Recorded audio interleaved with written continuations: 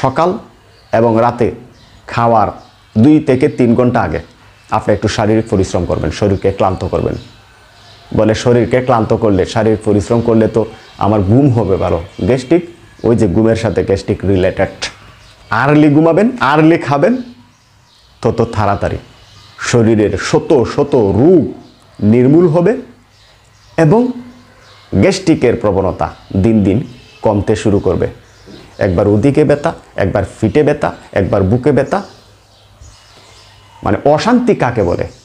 পেট যতক্ষণ পর্যন্ত পরিষ্কার হবে না ততক্ষণ পর্যন্ত আপনার গ্যাসের প্রবণতা যাবে না। এখন পেট ক্লিয়ার করতে হলে অবশ্যই আপনাকে আর্লি খাওয়া লাগবে, আর্লি বিছানা যাওয়া লাগবে। শারীরিক পরিশ্রম আপনাকে ঘুমটাকে নিশ্চিত করবে আর ঘুমটা আপনাকে ফ্যাট ক্লিয়ার করতে সাহায্য করবে। কোনো অবস্থায় ডিপ্রেশনে থাকা যাবে না, দুশ্চিন্তা করা যাবে না। বলে দুশ্চিন্তা আসে কি করব? দুশ্চিন্তা যদি আসে 2টা কথা মনোযোগ দিয়ে শুনেন। 1, আপনি বেশি বেশি করে দরুদ পড়বেন, কোনো খাবারের সাথে পানি পান করবেন না। বাজা পুরা কোনো খাবার খাওয়া যাবে না যদি আপনার গ্যাস থেকে থাকে। সবসময় ডান কাতে শুবেন, ঘুমের সময় দোয়া পড়ে ঘুমাবেন। আল্লাহুম্মা বিসমিকা আমুতুয়া আহিয়া।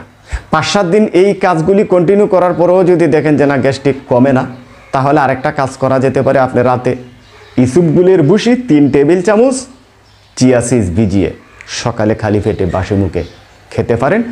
সবচেয়ে বেস্ট হবে ওটার সাথে যদি আপনি 1/2 টেবিল চামচ মেথি পাউডার 10-12 ফুটা আদার রস মিক্স করে 7 দিন খেতে পারেন। কাজ করবে ইনশাল্লাহ, কাজ করবে। আমাকে কমেন্ট করে একটু কষ্ট করে জানাবেন।